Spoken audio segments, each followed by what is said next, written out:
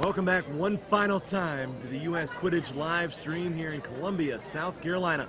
We're down to our championship match, a full 2 days, almost in the books. I'm Brad Woznicki, joined by Eric Andrus and Matt Dwyer. And guys, we do not have a Texas team in the final.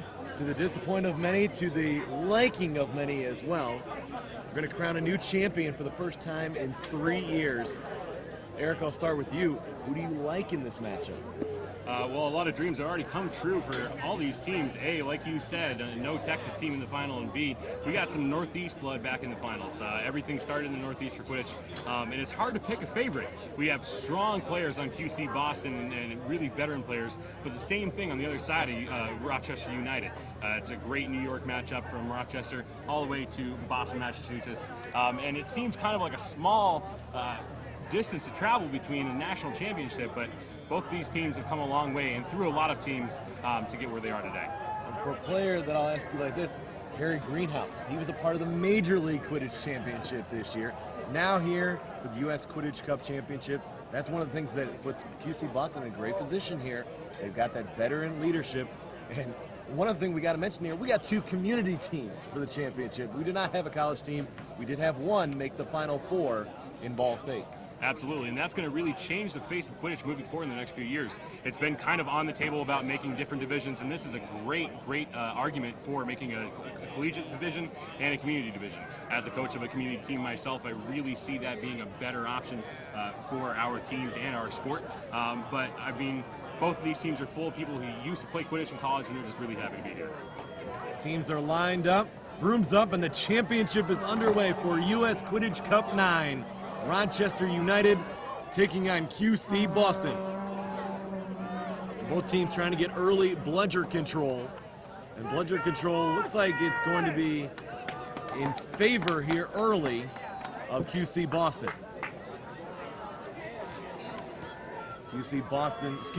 Early bludger control for Rochester.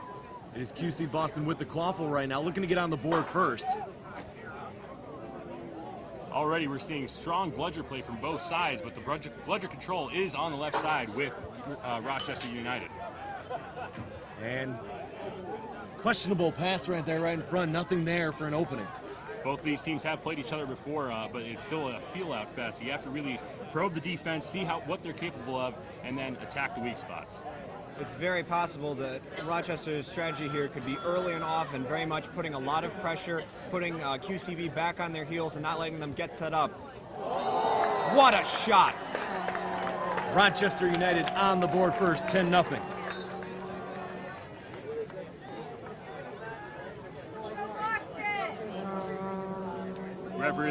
Referee of the year, Erin Mallory, in control of this game already, ready to call what she sees and what her assistant refs see. It's very important to have a confident ref and a ref that knows what she's doing. Going through this match, we're going to see some excellent sight and excellent insight to the game from Mallory. Just over 90 seconds gone by in this one. Bludger play from Rochester United gives them control. A lot of pressure being put on QCB. They've been put in their own zone here for a little while now. In situations for most teams, bludger control would be huge. A team like QC Boston, still a factor, but this is still a team that's going to be able to score. Absolutely. They have Harry Greenhouse, like we mentioned before, as a big player. Going to see him seeking a little bit later, I'm absolutely positive. When you have those versatile players on both sides, you're going to see a shift in each position as there's shifts through the game, and see different players maximizing their efforts. Good bludger play there from QC Boston. Bludger's loose. And an opportunity, Rochester United on the attack there. The tackle made by Greenhouse. Number 7 goes down for Rochester United. Quaffle still in Rochester United's favor. Shot too low. Missed opportunity there. We talk a lot about Harry Greenhouse, but the fact of the matter is that both teams have an incredible forum of offensive weapons. They've got players on QC Boston like Tyler Trudeau, David Fox, Cara Levis, who have all played in MLQ, who are all veterans of the sport. And on the other side of the quaffle, you've got players like John Jackson and Shane Hurlburt for Rochester United. And all of these players make incredible differences for the teams that they're on. Quaffle being knocked around, Rochester United recovers. little over 3 minutes gone by. Quick hands, quick passes from both sides in a quick succession here on the pitch. Waffle out the back of QC Boston's defense. And it went out of bounds. It'll be QC Boston's possession. Harry Greenhouse, who is as household of a name as you can get in the Northeast. One of the more prominent players, but as you said, Matt, there's plenty of talent on that side ready to show what they're made of. Forming a wall for Greenhouse right now as he works his way down the left side of the pitch. Greenhouse gets in the middle and scores. One of the offensive weapons you'll definitely see QCB use a lot is beater Max Havlin, clearing a lane to allow players like Trudeau and Greenhouse drive and get those goals. Havlin is a monster on the pitch, constantly moving around, never letting anyone get too comfortable. He crosses the field. He crosses the field probably in 3 whole strides, and he'll be on you before you know it. We're even at 10 with a little over 4 minutes gone by. Great crowd on hand as we expected for this one. It's beautiful sunny conditions. Probably the best conditions we've had all weekend. Absolutely, this is almost perfect Quidditch weather. A lot of sun, I'm starting to burn, but if it's at the end of the weekend, that's something to be happy about. Hurlburt shot Say is that high. And QC Boston now has the quaffle. 10-10. Tyler will take it up the pitch. Boston briefly had bludger control on their side, but it's a quick switch back over to number 69-48 for Rochester. Bringing up early for their defense is an early wall against QC Boston, quickly broken against by number 14 for QC Boston. Bludger control. And then Quaff throw him back to Greenhouse right in front of his own goal.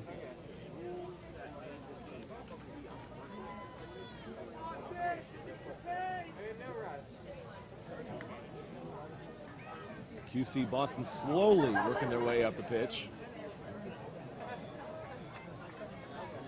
They're really waiting for their beaters to do work. Meanwhile, Rochester's beaters will definitely start putting pressure on the ball, trying to force a mistake. That aggressive defensive beating is going to really make or break Rochester here. So far, it's being very successful.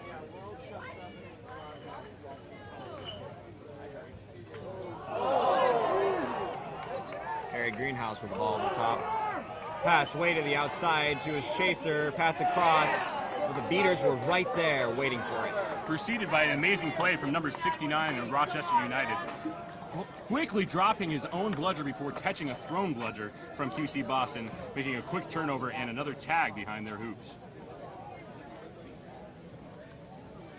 A little over 6 minutes gone by. Low-scoring affair continues here, 10-10. It was Rochester United who scored first. QC Boston able to answer, and they deny that goal right there.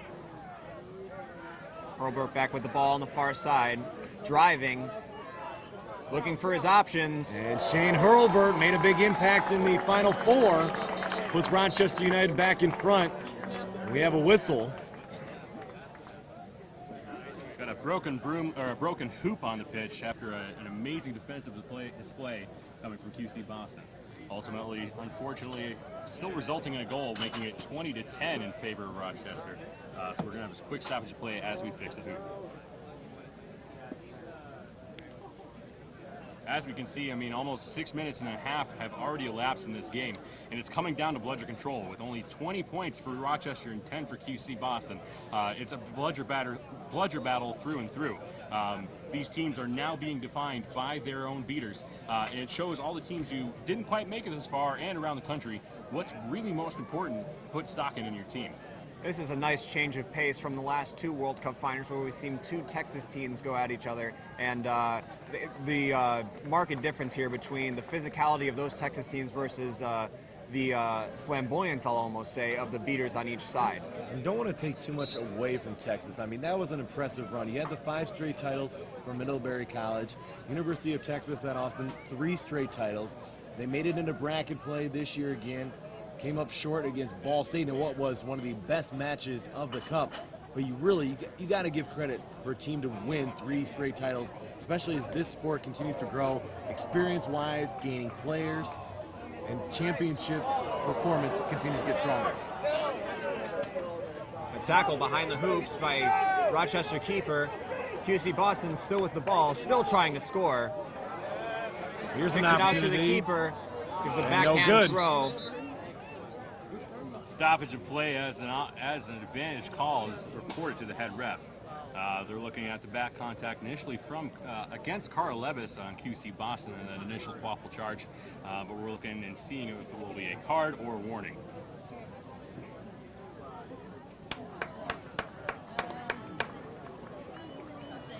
.708 on the clock, 20-10 lead for Rochester United. It's going to be 60 seconds in the box for number 26 on Rochester for behind the back contact. And that's a key player right there. That's Shane Hurlburt, the captain for Rochester United.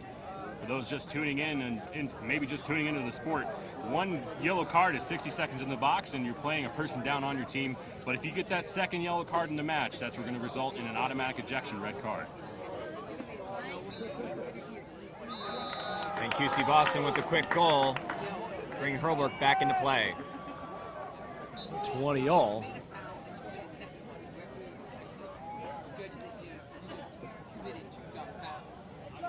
Where do you see so far from what you've seen where these teams might be able to separate from one another? Separating is going to be hard because they both have strong beater cores. That's what's carrying the game so far, but if they can separate with better quaffle play, better connections on passing, and better barreling through a defense, that's who's going to come out on top in this matchup.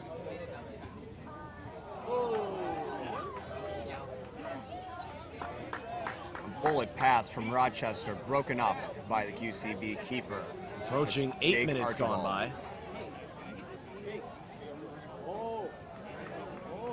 Nice maneuver there to maintain possession of the quaffle. QC Boston has the size on their side. We got some tall players coming in, looking for a passing option up into the key in the neutral zone. Here's 32 Fox. shoots for QC Boston through, but not quite through the center hoop. That was Fox right there and just missed putting another one on the board. Recovering again in the keeper zone, but beat by a bludger. And number 26, Shane Hurlburt for the Rochester United, recovering in their zone. So Fox with a couple of opportunities there for QC Boston. Good to see the defense stepping up for Rochester United. And like you said, Brad, that's what's going to be separating these teams is who can pick up that ball over and over and over again, because this is going to be a slog. Approaching 9 minutes gone by. Approaching the halfway point to the seeker floor. Long And pass that over one the denied. top. The length that time. Now an opportunity. We got a 2-on-1. Nice pass, Fox for an easy 2. QC Boston now takes the lead, 30-20. As you take the lead for the first time in your finals match, that's got to put some adrenaline back in your body. They have to be mindful of that, though, because adrenaline can do some funny things with your body and your mindset. It's going to be a great push as they continue on with playing their own style, but they will have to monitor keeping their mind on the prize. 30-20 your score. Saw a lot of the looks early going Greenhouse's way. The speed and the size really starting to pay off for Boston now. Quaffle in possession of Rochester United. They're looking for a hole in this QC Boston defense. And a tackle there. That draws a whistle. Some of the fans don't agree with the call.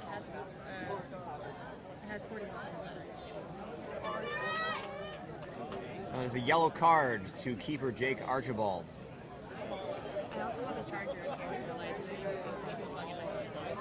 9:51 on the clock. 30-20 your score in favor of QC Boston. Rochester will start with the ball in QC Boston's zone. Number 15, Chaser, ready for that shot. That is Helen Snell for Rochester United. Pass and off the hoop.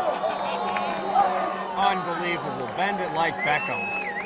Snell is not going to throw away her shot there, and it brings it upwards towards 3-3, 30-30. Bludger takeaway and a stop shot there. Pushed up ahead. Greenhouse has it. He's got a motor right now. He spins away from a tackle and puts it in. How quickly the tables turned right there. Harry Greenhouse making it look effortless almost. 40-30 QC Boston. Already a clear, valuable player showing his face here in this match. Number 69, Josh Kramer for Rochester United, has at least 24 recorded beats, especially at key points on his keeper zone.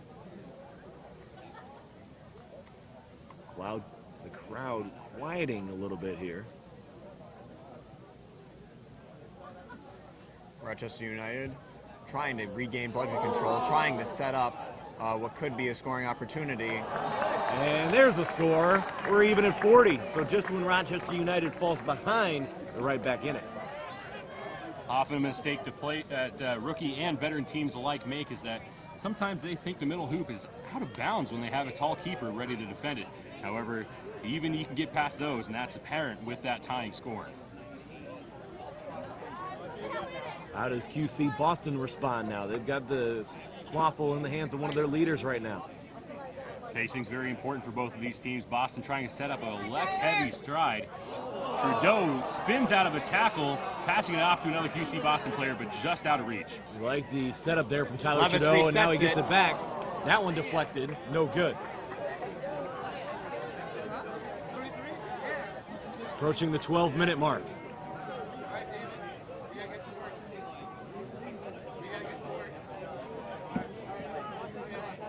I think QCB is trying to turn the time of this game here. They have put in both Max Havlin and Kyle Gian, two incredibly well-versed beaters, both MLQ players. Both actually played each other in the championship for MLQ. I think they're really trying to get the edge over Rochester here.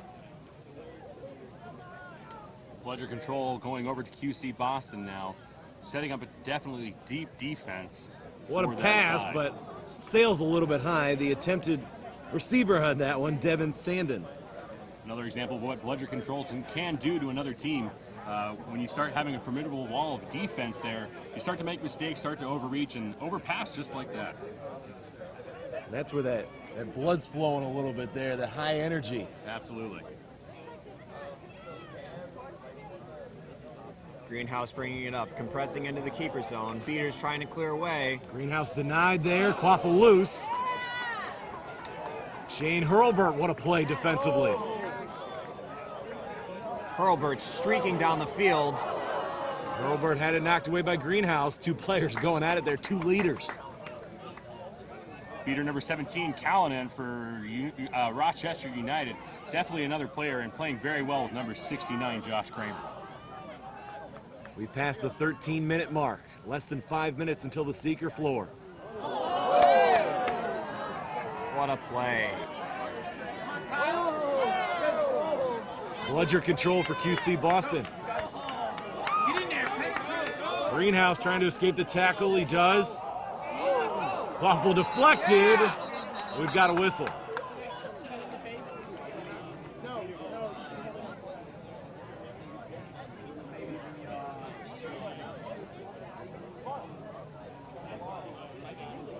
QC Boston sprinting out a quick water to Captain Greenhouse there. Important to stay hydrated in this. Well, it is an early in the summer heat, but a balmy 78 degrees. Greenhouse obviously giving it all like he always does, and rehydration is very important. Looks to be a card on number 69 for Rochester United, Josh Kramer. This will definitely hurt Rochester in the beater game. 13:39 on the game clock. We're tied at 40. Number 35, Trudeau for QC Boston in an opportune place. Puts it over to his teammate 52, right to the right hoop. Unselfish play there, smart play, made it easy. Absolutely. That's where quick hands and sure hands come into Quidditch, because that quaffle play, it's not intuitive to throw around volleyball, but these veteran teams have really come down to it and gotten strong hands and accurate hands, and that's what makes a difference in those short passes. And we've seen easy plays like that not go the way the offense intended. As a team, what do you work on to finish those plays off? It's a lot of hand strength, honestly, and a quaffle is a big ball. When you have the hand strength, you have the ability to just handle the ball in any way you want to. Palm up, palm down, and the fingertips, when you strengthen the fingertips, you're able to roll, get accurate, and really make good passes to your team. Bludger play there. That is an illegal play and illegal possession of two bludgers, but it's not going to be called as it's waved off by a QC Boston player. Approaching 15 minutes gone by. That shot, no good. As a referee, it's excellent to let the players keep playing because that was a no harm, no foul play. The bludger was returned directly to Rochester United, and game was able to continue.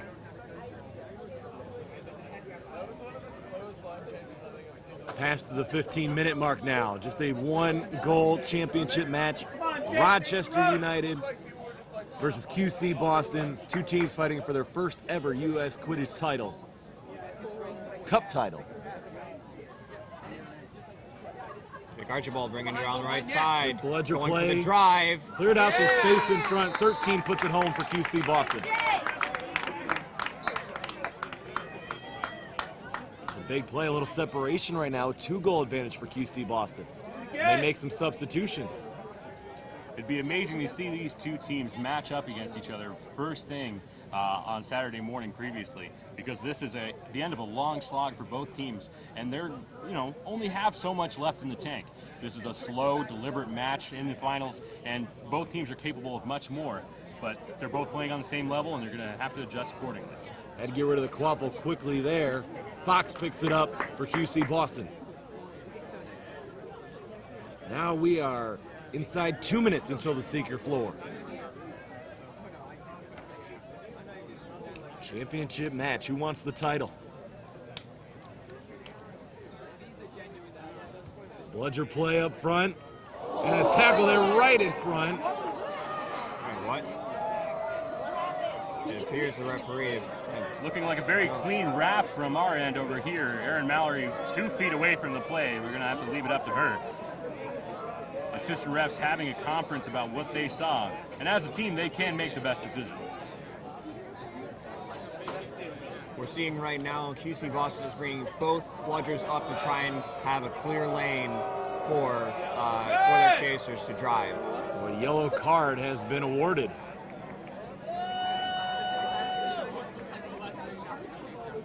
When a keeper is carded in Quidditch, their team must sub in a new keeper immediately before play. So a chaser takes on the role and is ready for the defense. And the score. Now we are right at snitch range. 70-40 your score. The best that Rochester United can do right now is force overtime. Absolutely, and with a minute and a half left in the Seeker floor, it's coming right down to it. See what kind of adjustment Rochester United makes offensively here. They need a goal. Both teams are starting to have a clear tempo that is different from each other. Rochester United has a lot of fast breaks and a lot of quick movement, and QC Boston is moving up deliberately and having their bludgers, their beaters, create plays with their bludgers before they move in. Rochester United are slogging through for a score on the left-hand goal, making it 50-70 in favor of QC Boston. That was John Jackson coming up with the big goal inside of a minute until the Seeker floor. Jake Archibald sprinting up the field, wrapped up, throws the quaffle away. And quaffle possession now for Rochester United. Down to 30 seconds. As lines changes happen, the field commander, keeper over there, number 26, waiting for his teammates, looking for a passing option, but tries the dump for the center hoop, denied by QC Boston keeper. Here's Fox looking for a big goal, and it's back to a 3-goal advantage. Down to 10 seconds until the Seeker floor. QC Boston in great position right now. QC Boston won the Major League Championship. Can they win the U.S. Quidditch Cup 9 championship? Greenhouse hit by the bludger. Within snitch range for a tie in overtime here. It looks like Rochester United is looking for a win right away. Greenhouse, one-on-one with the snitch. A quick bludger beat from Josh Kramer, number 69, on Rochester United, ensured that quaffle did not go in as planned.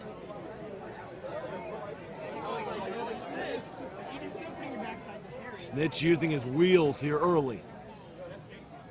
Both teams apportioning a beater to the Seeker game, which has been a very important strategy moving through this tournament. Some teams had it, some teams didn't. And those that did obviously advance through to the finals. It's important to have a bludger and a plan going into the seeker floor to know that you can have that defense against the other team catching it. Cody Kiefer, the seeker right now, protecting the snitch for Rochester United. Max Havlin on QCB pressuring the Quaffle a lot as Rochester United passes it around up top looking for an opening. Bludger control right now. Until that right there, Rochester United now has bludger control. This dynamic duo, 69-18. And that's a goal. Goodness!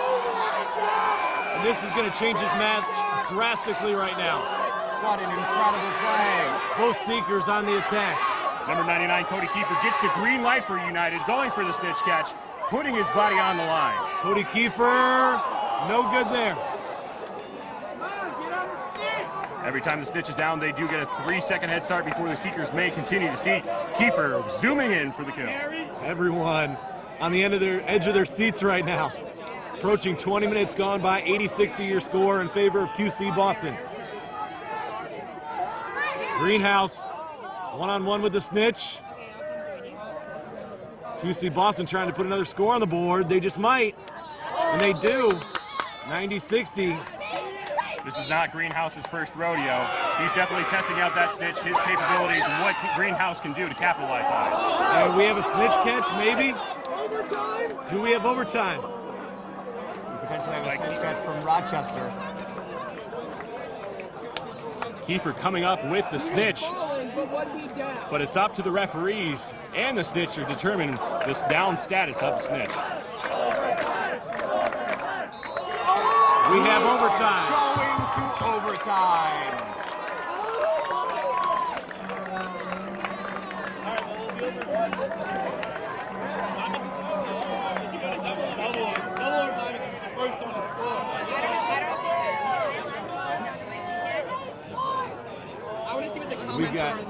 We will have 5 minutes on the clock. 90-90 now your score after that snitch catch. Wow. That's something else, but I really can't be surprised that this matchup is coming down to overtime. Both of these teams have a plan coming in, and they're very, very aware of the score. Earlier in the day, we've had a couple of upsets where a snitch catch happened at the inopportune moment, right after the other team scored, getting them out of range. However, both of these teams are veteran, as we've said before, and are very mindful of when it's time and when it's time not to. Got to ask you, Eric, now while we have a chance, and Matt, you can join in on this as well. What has been your favorite match so far? Not including the championship right now. We all love the championship. But of the matches that we had to go through to get here, not had to go through, but had to enjoy, had to watch, what was your favorite match? Matt first. Oh, I would have to say Ball State against Texas. I have played Ball State multiple times this year. I have much respect for their team and the players on it. They're all amazing athletes, top and bottom. And same for Texas, you know. They were coming in as the 3-time world champion. And to see those two teams go at it as even as they were, a tough physical match. To see the matchup between Tyler Walker and Michael Duquette at beater was incredible. And of course, I gotta rep the home region, Great Lakes region. Ball State did us proud. Absolutely. It was great to see Ball State take on UT in that matchup, and it's hard not to say that that was their favorite game to see it. I would agree, Matt, but there's a lot of games that I wish I saw during this matchup, but I can't be in 8 places at once, and I feel a little fear of missing out here, hashtag FOMO, but I'm going to definitely have to agree that UT and Ball State game was one that everybody should have watched. I'm so glad that I was able to witness that catch, witness that fight that Ball State put up against the reigning champions, and it's something I won't soon forget. We've got about a minute until we will begin overtime here, tied at 90 after the snitch catch for Rochester United forced OT. In first overtime, each team switches sides on the pitch after a 3-minute rest. First overtime is a 5-minute period with a 30-second seeker floor where during that time there is no snitch. It is ended at the end of a 5-minute period or with a snitch catch, though you can win overtime with quaffle points. It's going to be important for both teams to come out here strong on the quaffles and the bludgers, because if you get that quaffle point advantage, even when that snitch is caught, you could still be ahead, and that's the championship. Bludger control is so important right off the beginning here. Absolutely. I think if I'm QCB right now, I'm looking to get bludger control immediately, give as much time with the snitch as possible for Harry Greenhouse to allow that catch, and otherwise keep it tight and close. If I'm Rochester United, I also want that bludger control, and I want to give time with that snitch, but I want to make sure that they give ample space to players like Shane Hurlburt, Devin Sandin, who can run the field and hopefully catch QC Boston unawares for some quick, easy points. Right you are, Matt. That bludger control is going to be imperative, and both of these teams are going to be looking to burn time. They trust in both of their star seekers, and if they can give them the time and opportunity to catch that snitch, that's the championship. 5 minutes on the clock. The two teams are lined up in their respective zones. Overtime coming in just a moment. Our snitch, Anatoly Gunning, getting prepared for overtime. I have had the privilege and honor to both seek against Anatoly Gunning and play with and against him, and let me tell you, he is an athlete, top and bottom. Which team is going to walk out of here with their first U.S. Quidditch Cup championship? First, the battle for the bludgers. And bludger control going to be in favor of QC Boston. Rochester walking up with the ball, and like I said, they're going to be wanting to burn that clock and trust in their seekers, but we have 7 seconds left in that first seeker floor. Overshot from number 26 keeper for Rochester leads to the quaffle in the backfield of QC Boston, where they're going to recover. The seekers are now out. Wait, what? And it appears we have a stoppage of play. And over time, it's important to have good scorekeepers because as soon as an advantage is called, time must be stopped. Looks like they had a finger on the button there, and advantage was called, and a blue card is given to Harry Greenhouse for distancing the quaffle off the pitch. Wow. That can't be right. He's seeking. Saying he left 1 second early. Yeah, I think he false started there, which indeed is a blue card. That is huge. Absolutely. That does mean that QC Boston does not have to play a player down. It's only a 60-second timeout for Greenhouse. QC Boston scoring an own goal to get their seeker right back into play. Occasionally you'll see teams do this. I think they have more faith in Greenhouse than they do in completely stopping Rochester's offense. Greenhouse and Kiefer both back out there. Greenhouse going to work. Snitch goes down. 190 in favor of Rochester after that own goal. Just over a minute gone by here in overtime. Kiefer comes flying in, lost his broom. Shane Hurlburt attempts to block, but the goal's still good. Hurlburt down the stretch, goal. Rochester United back in front by a goal. Everyone focused on the snitch right now. That goal sailing through the hoop into the backfield, ensuring that the quaffle play does not restart for another 10 seconds. Snitch in all sorts of traffic right now. Tyler Trudeau holding Greenhouse, the quaffle no. at center. His hand was on it. Here comes Kiefer for Rochester United. Bludger play. Immediately beat by QC Boston. Greenhouse also sent back to hoops.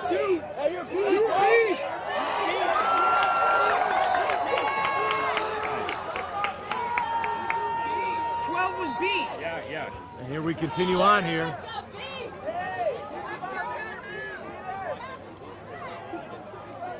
Continue on. It's Hurlburt on the attack. He puts it in front for Jackson. Jackson adjusts and scores. Great physical play there by John Jackson. 120 to 110, the score in favor of Rochester. Greenhouse back to hoops, the snitch is free. That was a real close call there. Here comes Kiefer. Snitch looking over both shoulders. Here comes Fox. That's going to add some length for QC Boston. And Boston, no snitch grab there, but very close. How close was that? My gosh. QC Boston is smart here to put in the seeker with a longer reach. If they can't power through, they got to go around. And a goal. We are even at 120. Boston may have that bludger control, but smart beating from Rochester still is putting their seeker out of commission. And nearly a snitch catch. Slips right through Fox's hands. Inches away.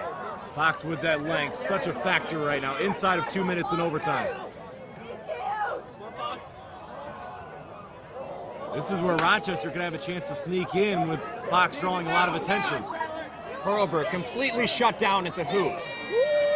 Waffle play becoming more and more applicable to a win here as we wind down the clock with 1:30 left. Here's Fox on the attack again. Fox, no good there. Oohs and ahs from the crowd right now. No. Fox is right there, and now he's hit by the bludger. We're approaching a minute left in OT. Number 18, Gagne for Rochester, ensuring that Fox has to take another trip back to the bench, putting in fresh legs for QC Boston. We have a stop play. 104 on the clock, 130 to 120 your score.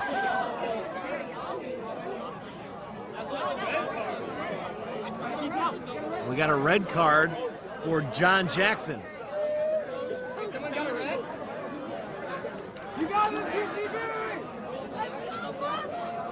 Any card in overtime always spells trouble for a team.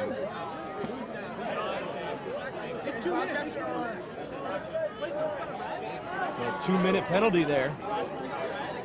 Remember that penalty right there. Remember that. Absolutely, and that's an unreleasable penalty. Rochester's going to have to play a person down for 2 whole minutes. It's unreleasable by a score. Not even that. There's only 1 minute left in overtime.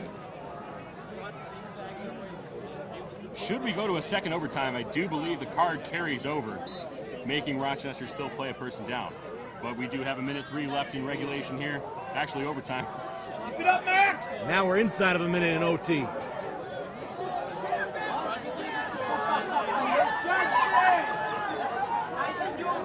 Tyler Trudeau, the new seeker for QC Boston.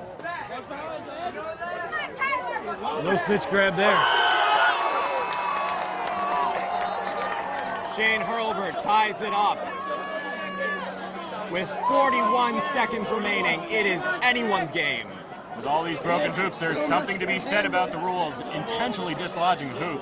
A lot of passions are running high here, and every score is resulting in a down hoop. Quick water brought in from the sidelines as these players really have to stay fresh, tied at 130. What a final this is turning out to be. The crowd is electric right now. Tied at 130, 41 seconds on the clock. 41 seconds. We resume play. Jake Archibald streaking up the field for QC Boston. He's got to put a score in. Archibald scores. Archibald gets it through.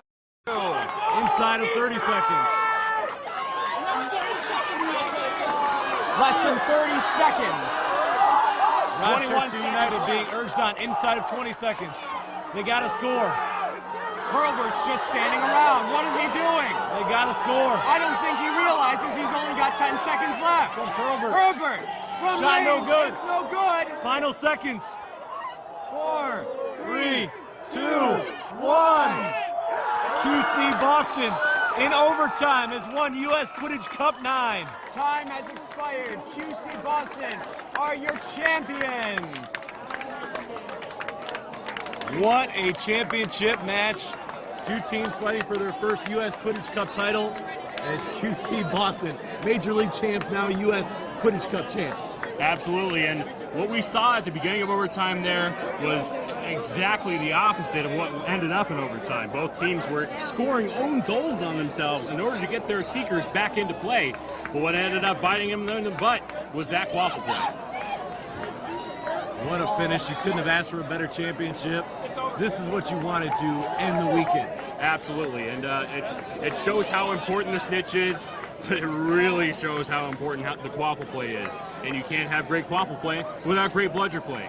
The intricacies of Quidditch make for a confusing sport for some, but the richness of its mechanics and the way that you can play and how our national championships end up just shows how much you can get out of this sport.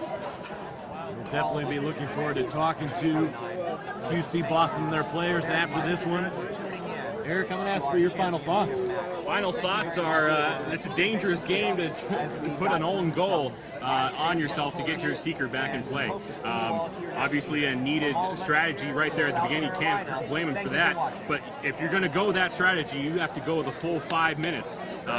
Losing out on that quaffle advantage can be a tough thing, but it still came out on top for QC Boston. They have their faith in there. Again, that household name, Harry Greenhouse. But it just came down to who had the bludger control in the end, who had the best hands on the quaffle, and who was able to keep that snitch away from Rochester.